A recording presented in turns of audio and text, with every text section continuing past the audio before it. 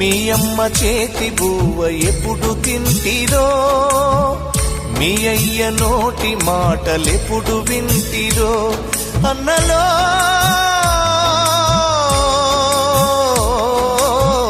మీ అన్నదమ్ములని మరిచిపోతిరో, మీ అక్క చెల్లెలిప్పుడు యాడవున్నరో, మీ తల్లి కడుపులో